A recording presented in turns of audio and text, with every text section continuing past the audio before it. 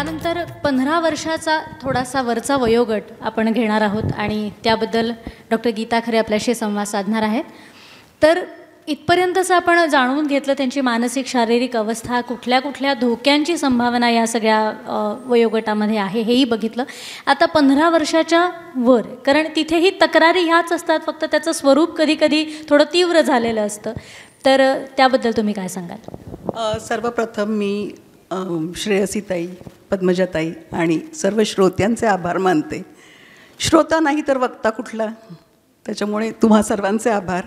आणि आता मी श्रेयसीताईंच्या प्रश्नाचं उत्तर द्यायचा प्रयत्न करते की आता मूल शाळेतून बाहेर निघालं आहे, कॉलेजला जायला लागलं आहे आणि त्याच्या तक्रारी वेगळ्या असतात. म्हणजे 16 वर्षाची मुलं ही सगळ्या आजारातून, सामान्य आजारांमधून तावून सुलाखून बाहेर पडलेली असतात.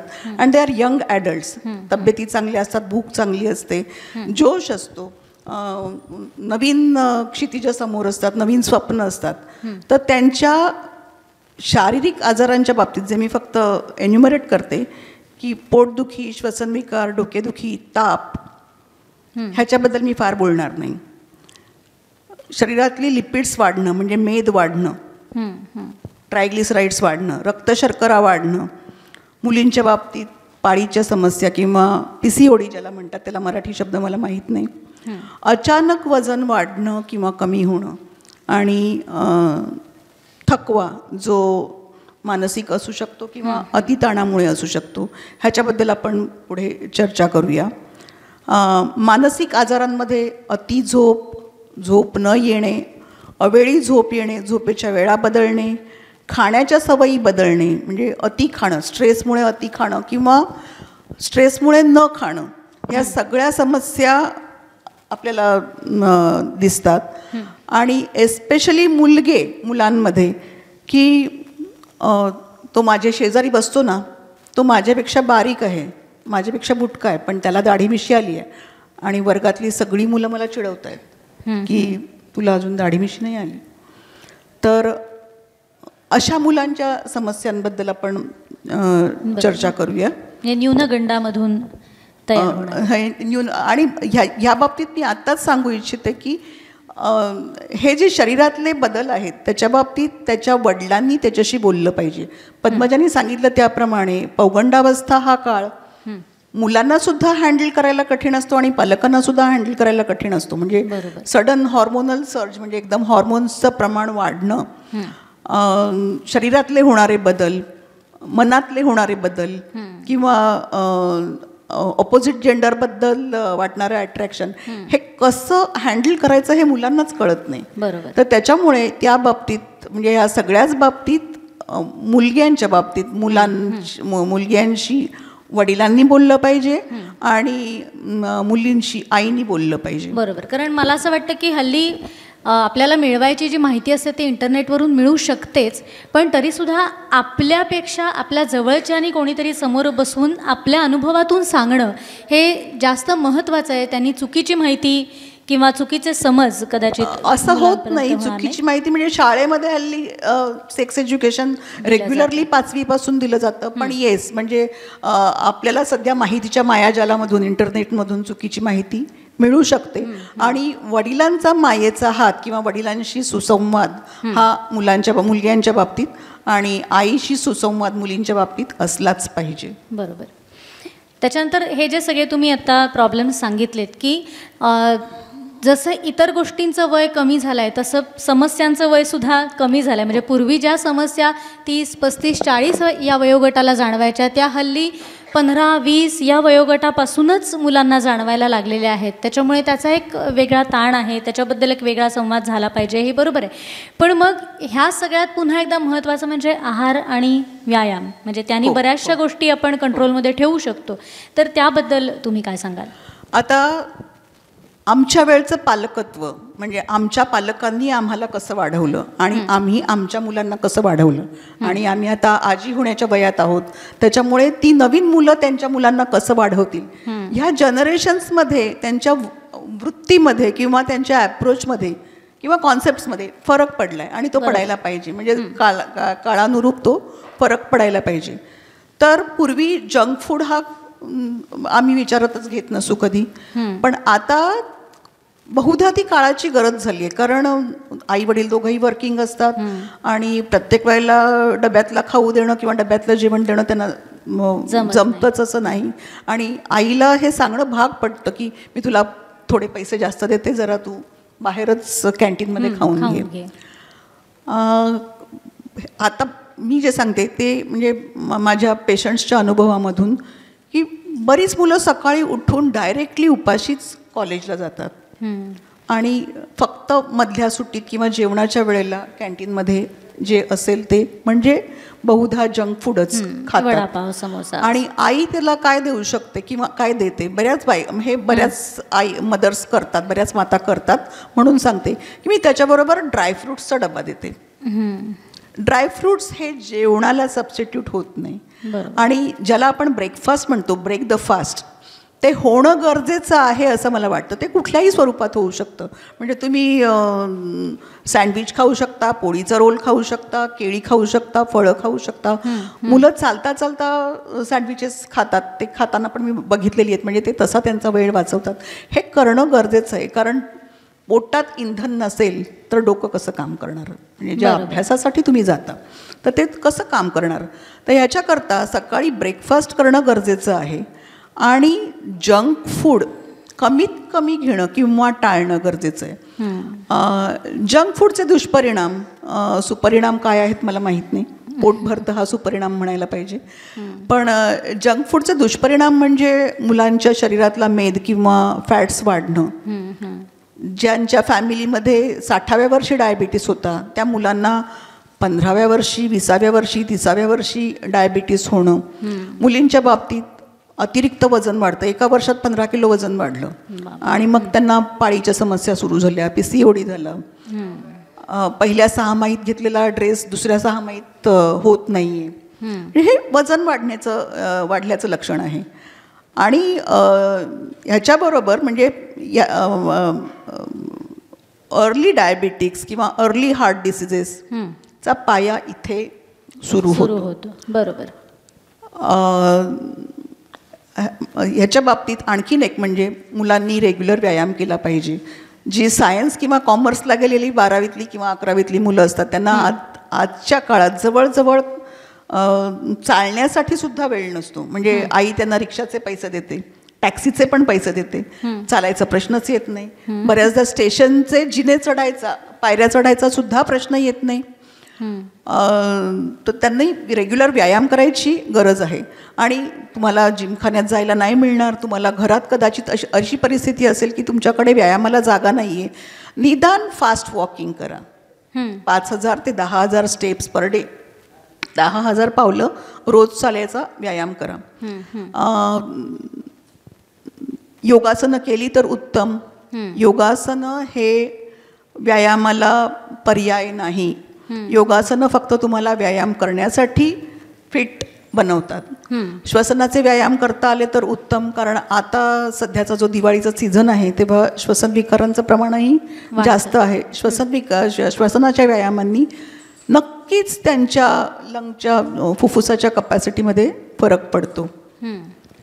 तर डोबळ मनन हे सगळं मला असं वाटतं की मुलांना जेव्हा आपण करायला सांगतो तेव्हा थोडंफार पालकांनी सुद्धा त्यांच्याबरोबर केलं. म्हणजे कालही हा विषय झाला की डॉक्टर मनोज भाटवडेकर सुद्धा म्हणाले की तू कर असं न म्हणता आपण करूया. हे जेव्हा त्या घरामध्ये अशा प्रकारचा संवाद सुरू होईल तेव्हा त्याचा फायदा सगळ्यांनाच होईल आणि ते मूल ते करायला लागेल. म्हणजे जशी त्या साधूबाबांची गोष्ट होती की गूळ आधी मी सोडतो मग त्याला सोडायला सांगतो, तर त्याप्रमाणे आधी आपण करून मग जर ह्या सगळ्या गोष्टी आपण म्हणजे पालकांनी किंवा घरातल्या इतर मोठ्या माणसांनी जर आपल्या मुलांना करायला सांगितलं तर त्याचा नक्कीच वेगळा फरक पडत असेल.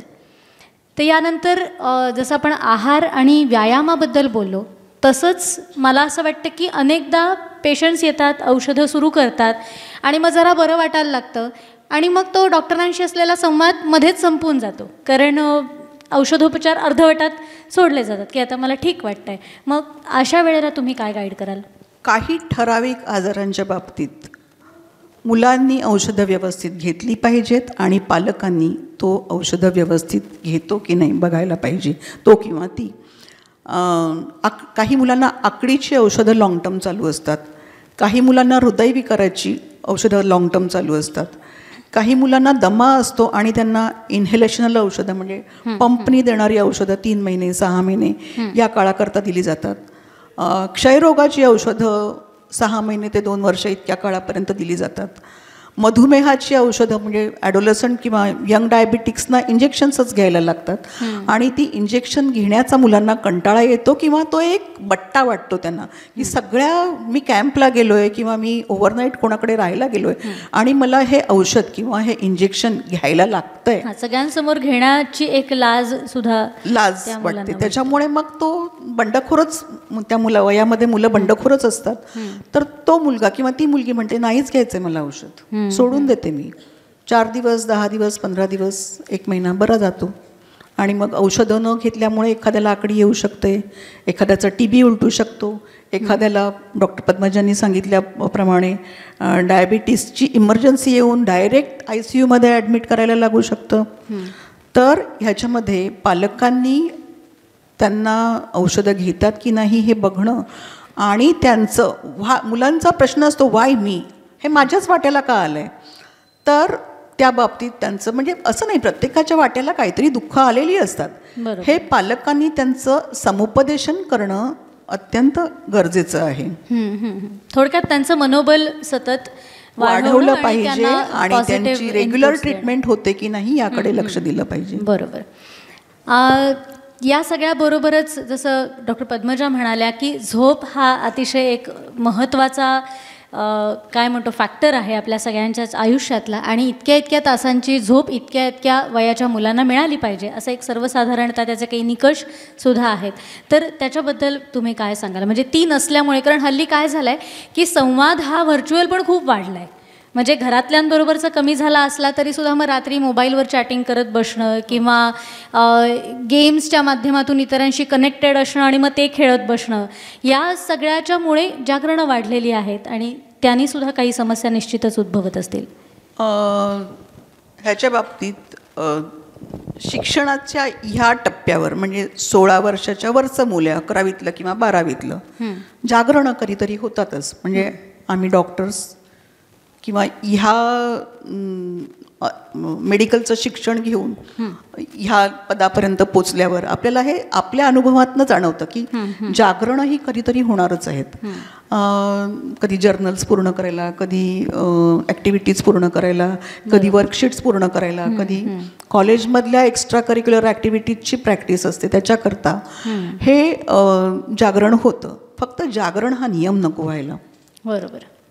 आणि जागरण हा नियम झाला की मग मुलं रात्री 4पर्यंत 5पर्यंत जागीच आहेत. सकाळी कधी जाग येते माहीत नाही. त्याच्यामुळे कॉलेज चुकतं, त्याच्यामुळे अभ्यास राहतो, त्याच्यामुळे भूक बिघडते. मुलं डिप्रेशनमध्ये जातात. म्हणजे आंघोळ करायलाच वेळ नाही आहे. 2-2 दिवस 3-3 दिवस आंघोळच केलेली नाही आहे. त्वचेची इन्फेक्शन्स व्हायला लागतात. हे डिप्रेशनचं लक्षण आहे. म्हणजे अशा वेळेला समुपदेशन झालंच पाहिजे. बरोबर. आणि हे कठीण आहे बरं. म्हणजे ह्या मुलांचं समुपदेशन करणं, परत वाय मी हा प्रश्न आलाच. मुलं समुपदेशन करून घ्यायला तयार नसतात, ती काउन्सिलरकडे जायला तयार नसतात.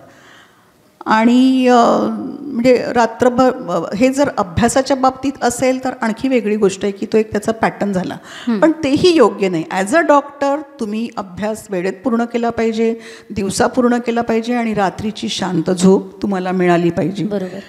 मोबाईल फोन हे एक जसं बून आहे. म्हणजे त्याची जितकी मदत होते आपल्याला त्या माहितीच्या मायाजालाची किंवा कम्युनिकेशनची जेवढी मदत होते तेवढाच त्याचे दुष्परिणामही आहेत. बरोबर.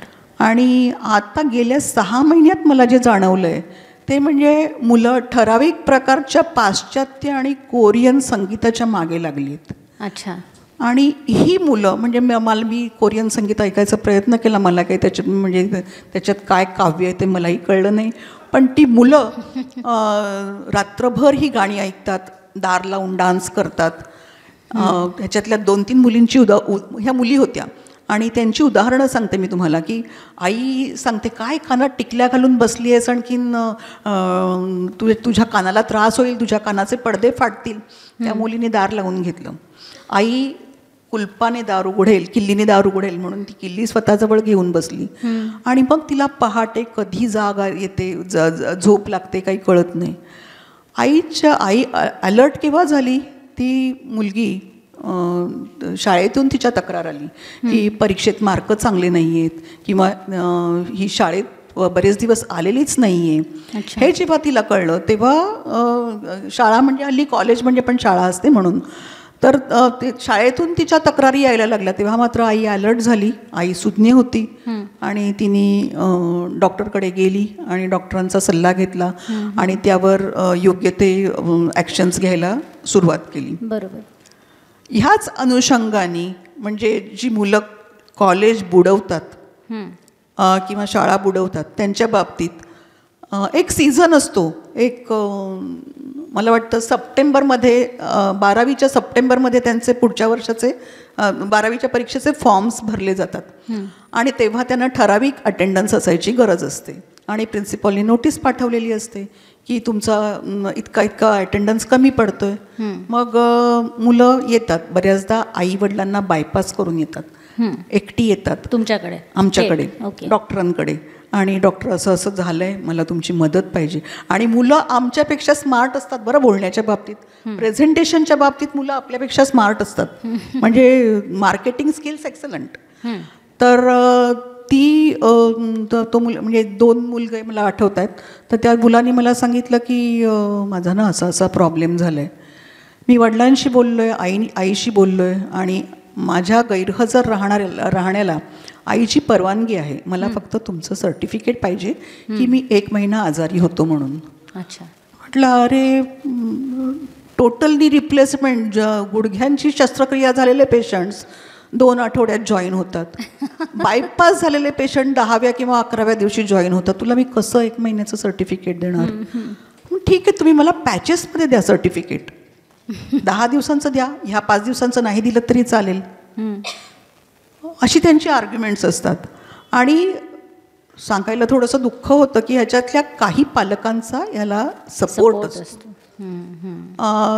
आता सर्टिफिकेट्सवरून आणखी एक सांगते की वॅक्सिनेशनची डॉक्युमेंटेशन्स, म्हणजे आम्ही प्रत्येक वेळेला मुलांना लसीकरण करतो तेव्हा ते फाईलमध्ये लिहिलेलं असतं, चार्टमध्ये लिहिलेलं असतं आणि ते जन्मापासूनचं असतं, ते जपून ठेवलं जावं अशी डॉक्टरांची अपेक्षा असते. ह्याचं कारण जेव्हा मुलं दुसऱ्या युनिव्हर्सिटीजमध्ये जातात 12वी नंतर किंवा ग्रॅज्युएशन नंतर, तेव्हा तुमचं 9व्या महिन्यात दिलं गेलेलं किंवा 15व्या महिन्यात दिलं गेलेलं वॅक्सिनेशन दिलं गेलेलं आहे किंवा नाही याचं डॉक्युमेंटेशन युनिव्हर्सिटी मागते. आणि तेव्हा पालकांची अपेक्षा, बरेच जणांनी छान जपून ठेवलेलं असतं, ज्यांनी जपून ठेवलेलं नसतं त्यांची अपेक्षा अशी असते की आमच्या कॉम्प्युटरमध्ये ह्याचं रेकॉर्ड असेल. नियमाप्रमाणे हॉस्पिटलमध्ये 7 वर्षापेक्षा जास्त रेकॉर्ड ठेवायची गरज नसते, त्याच्यामुळे आमच्याकडे नसतंच ते. आणि मग ते त्यांनी आपल्याला नवीन क्रिएट करून द्यावं अशी त्यांची अपेक्षा असते, जे अतिशय चुकीचं आहे. कमिंग टू 12वीचे क्लासेस, हल्ली आर्ट्सला सुद्धा क्लासेस लावतात, सायन्सला तर लावतात, कॉमर्सलाही लावतात. आता एक मुलगा माझ्याकडे आला, आपण त्याचं नाव जयेश आहे असं म्हणूया. तर हा जयेश माझ्याकडे आईबरोबर आला आणि आईने सांगितलं की हा खूप थकलेला असतो आणि मला काही कळत नाही, त्याला काही टॉनिक द्यायला पाहिजे का किंवा त्याचे काही तपास करायला पाहिजेत का. तर त्याची दिनचर्या विचारल्यावर तो सकाळी 7ला उठतो, 9ला कॉलेजला जातो किंवा कॉलेज सारख्या शाळेत जातो, तिथून तो क्लासला जातो, घरी येतो, जेवतो आणि झोपतो. आई म्हणाली हा अभ्यासच करत नाही. मी म्हटलं त्याला अभ्यासाला वेळच मिळत नाही आहे आणि ताकदच राहत नाही आहे. तर मग त्या मुलांनीच सांगायला सुरुवात केली. मी मघा म्हटल्याप्रमाणे मुलं प्रेझेंटेशनमध्ये चांगली असतात, आमच्यापेक्षा चांगली असतात. त्यांनी सांगितलं की हिने मला क्लासला घातलं आहे आणि मला खात्री आहे की माझा अभ्यास मी स्वतः करू शकेन. मी क्लासला जायची गरज आहे का? आई पटकन म्हणाली की अरे मी 1,00,000 रुपये भरलेत तुझ्या क्लास करता. मी 1,00,000 रुपये भरलेत म्हणून मुलांनी क्लासला जायला पाहिजे का? नाही. त्या मुलाला खात्री असेल तर त्याला तशी संधी दिली पाहिजे. आणि self study is always better. तसंच दुसरं एक उदाहरण, एक बाबा डॉक्टर आहेत आणि त्यांच्या मुलीला कायद्यामध्ये रस आहे. बाबांनी हट्टच धरला आहे की तू मेडिकलची एंट्रन्स एक्झाम द्यायची आणि मेडिकललाच जायचं. आणि ती मुलगी तिकडे बंडखोर होऊन बसली आहे. ती म्हणाली मी क्लासला सुद्धा जाणार नाही आणि मी 12वीची परीक्षासुद्धा देणार नाही. बापरे. शेवटी मला बाबांना सांगायला लागलं की तिला तिच्या मताप्रमाणे करू दिलं पाहिजे, तिला संधी दिल्या पाहिजेत. आणखी एक बाबा आहेत, ते इंजिनियर आहेत, गणितज्ञ आहेत आणि त्यांना असं वाटतं की त्यांच्या मुलीनी गणितात पैकीच्या पैकी किंवा नियर पैकीच्या पैकी मार्क मिळवले पाहिजेत. पहिल्या 6 महिन्यामध्ये तिला काही वडिलांच्या सॅटिस्फॅक्शन इतके मार्क मिळाले नाहीत आणि ती मुलगी घाबरली आणि माझ्या क्लिनिकमध्ये येऊन बसली. ती म्हणाली मी आज इथेच बसणार आहे, मी घरीच जाणार नाही आहे, मला भीती वाटते. म्हटलं बस. आणि हा काळ जेव्हा मोबाईल नव्हते तेव्हाचा होता. मी तिच्या आईचा नंबर शोधला, आईला फोन केला, तिला सांगितलं की ही मुलगी माझ्याकडे बसली आहे आता, म्हणजे तुम्ही घरी वाट बघू नका तिची. आणि मग थोड्या वेळाने तीही शांत झाली आणि मी तिला तिच्या घरी जाऊन आईकडे घेऊन गेले. आणि ह्याच्यामध्ये म्हणजे ही मुलगी कवी मनाची होती, चित्र काढायची, कविता करायची, निबंध लिहायची, लेख लिहायची. पण वडिलांना वाटतं की हिने गणितज्ञच झालं पाहिजे किंवा इंजिनियरच झालं पाहिजे. तर हा मुलीचा ॲप्टिट्यूड तुम्ही ओळखा, तिची आवड ओळखा आणि त्याप्रमाणे तिला संधी द्या. म्हणजे आपलं म्हणणं त्यांच्यावर लादू नका. आता मुलं 12वी झाली आहेत, एक 4-5 मुलं अशी आहेत की पालकांनी खूप कष्ट केले, त्यांना चांगलं शिकवलं, मुलांना चांगले मार्क मिळाले. एक मुलगा इंजिनिअरिंगला गेला आहे, चांगल्या मार्कांनी इंजिनिअरिंगला गेला आहे, चांगल्या कॉलेजमध्ये आहे. आणि एकदा तो माझ्याकडे आला, आईबरोबर आला. आईला सांगितलं जरा बाहेर बस, मला डॉक्टरांशी बोलायचं आहे. आई बाहेर बसली. त्यांनी सांगितलं की माझ्या आईवडिलांचे माझ्यावर खूप उपकार आहेत की त्यांनी म्हणजे मध्यमवर्गीय पालक आहेत, खूप कष्ट केले, मला चांगलं शिकवलं, माझ्यावर चांगले संस्कार केले. मला एक लहान बहीण आहे, मी कॉलेजला आहे, इंजिनिअरिंग कॉलेजला आहे आणि मी माझ्या प्रयत्नांनी जेवढे मार्क मिळवायचं तेवढे मिळवतो. अर्थात जसं 12वीमध्ये मी एक्सलंट होतो तसं आता नाही आहे, कारण बाकीचे कॉम्पिटिटर्स पुष्कळ आहेत. तर मी पास होतो, पण मला चांगलेच मार्क मिळतात असं नाही. आईचं म्हणणं असं की तू मोबाईल बघतोयस, बघायचा नाहीस, अभ्यास कर. मित्रांशी बोलतोयस, बोलायचं नाहीस, अभ्यास कर. गाणी ऐकतोयस, ऐकायची नाहीत, अभ्यास कर. तर मी म्हणजे काय, प्रभू रामचंद्र आहे का? माणूस आहे मी, मला सगळ्या भावना आहेत, राग, लोभ, मद, मत्सर, मोह, माया. तर मला जरा माझ्या मताने चालू देत, मला थोडं रिक्रिएशन पाहिजे, विरंगुळा पाहिजे मला थोडासा. तर मी मित्रांशी बोललो तर काय झालं? मग त्यांनी मला विचारलं हे मी बोलतो हे चुकीचं आहे का? म्हटलं नाही. माझ्या आईला सांगाल? म्हटलं सांगायचा प्रयत्न करते. अशाही घटना घडतात. म्हणजे थोडक्यात मला पुढच्या प्रश्नाकडे जाण्यापूर्वी, या संवादाच्या शेवटाकडे जाण्यापूर्वी मला असं वाटतं की या दोन्ही डॉक्टर्स जे पेडियाट्रिशियन जे आपल्याला सांगतायत, तेव्हा प्रत्येक घरामध्ये जिथे लहान मुलं किंवा तरुण मुलं आहेत तिथे त्या सगळ्या घरातल्यांच्या संवादाबरोबर आणखी एका व्यक्तीबरोबरचा संवाद जो अतिशय आवश्यक आहे तो म्हणजे हे आपले डॉक्टर्स. कारण का अनेकदा मुलं त्यांच्या माध्यमातून सुद्धा पालकांपर्यंत पोचतात. अनेक घरांमध्ये जिथे थेट संवाद होऊ शकत नाही, ज्याची मुलांना भीती वाटते किंवा आपण काहीतरी सांगू आणि ते पूर्णच होणार नाही ह्याची खात्री वाटते, तिथे मग अजून कुठल्या तरी व्यक्तीची मदत घ्यावीशी वाटते मुलांना. आणि तिथे मग पेडियाट्रिशियनला अतिशय एक हक्काची व्यक्ती समजून त्यांना विनंती केली जाते की मला असं असं करायचं आहे, तुम्ही जरा अधिकारवाणीने हे माझ्या पालकांपर्यंत पोहोचवलं तर कदाचित काही वेगळा फरक पडेल आणि माझ्या मनाप्रमाणे करण्याची मला संधी उपलब्ध होऊ शकेल. आणखी एक घटना मला सांगितल्याशिवाय राहत नाही. एक आई माझ्याकडे डेंग्यूनी ॲडमिट झाली. प्लेटलेट्स कमी झाल्या, आई राहिली काही दिवस, प्लेटलेट्स वाढू लागल्या, डिस्चार्जची वेळ आली. 16 वर्षाच्या मुलाचा मला माझ्या फोनवर, मोबाईल फोनवर फोन येतो, आईला एवढ्यात पाठवू नका, 2 दिवसांनी पाठवा, घरात शांतता आहे आणि ती मला अनुभवायची आहे. म्हणजे त्याला माझ्याशी संवाद साधता आला. आई चांगलीच आहे, आई मुलावर चांगलेच संस्कार करते, पण कदाचित तिचा मार्ग चुकला असावा. आणखीन एक मला सांगायचं आहे की ह्या सगळ्यामध्ये मुलांना रिक्रिएशन पाहिजे. म्हणजे त्यांना त्यांच्या हिशेबाने जे काय असेल ते, कोणाला खेळायचं असेल, कोणाला म्युझिक करायचं असेल, कोणाला चित्र काढायची असेल, कोणाला फक्त मित्रांशी बोलायचं असेल, कोणाला बाहेरगावी जायचं असेल किंवा आउटस्टेशन जायचं असेल, तर ह्या संधी त्यांना दिल्या पाहिजेत. Because all work and no play makes Jack a dull man.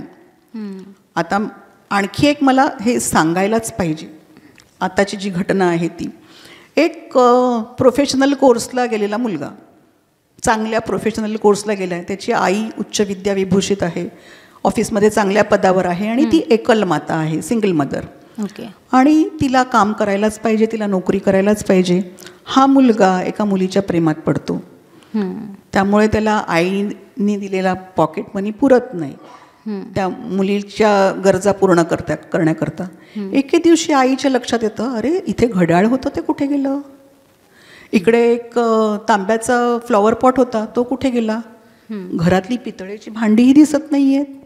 म्हणजे तो मुलगाही चांगला आहे आणि नंतर तो सावरला, पण ती फेज अशी होती की त्या काळामध्ये त्यांनी छोट्या मोठ्या घरातल्याच चोऱ्या करून त्या मुलीच्या गरजा भागवायचा प्रयत्न केला.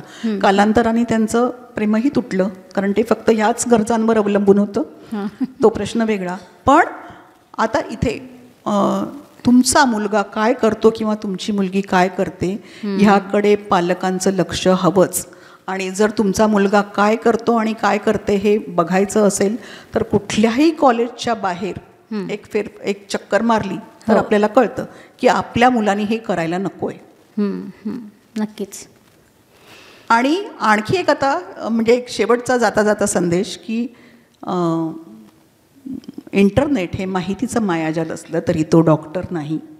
त्यामुळे शारीरिक किंवा मानसिक समस्यांसाठी तुम्हाला एक्सपर्टकडेच जायला पाहिजे. बरोबर, नक्कीच.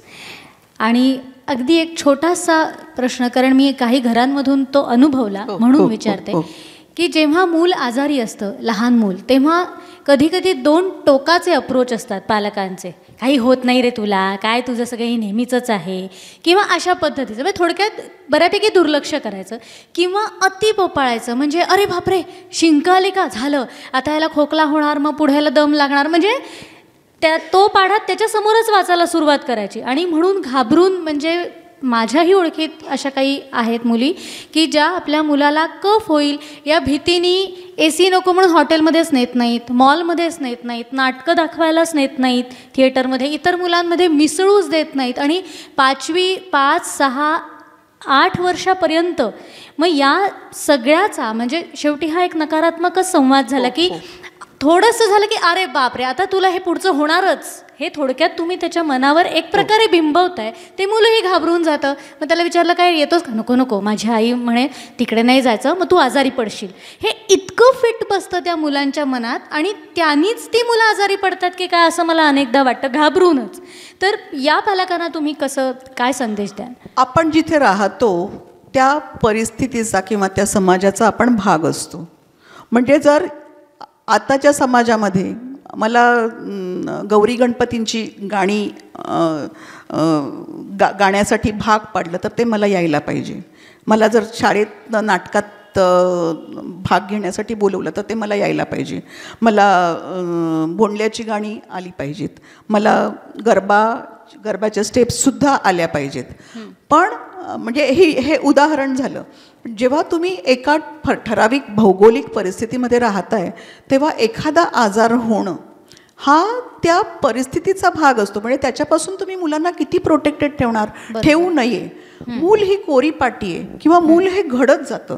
तर त्याच्यामुळे तुम्ही हे संस्कारांच्या बाबतीत चांगले संस्कार दिले तर ते चांगलं मूल हे चांगला नागरिक म्हणून पुढे येईल. तसंच तुम्ही त्याला व्यवस्थित ट्रीटमेंट दिलीत, आजाराची ट्रीटमेंट दिलीत तर ते व्यवस्थित ॲडल्ट म्हणून पुढे जाईल. आणि जर तुम्ही प्रोटेक्टेडच ठेवलं तर ते म्हणजे समाजात मिसळू शकणार ही नकारात्मकता येतेच.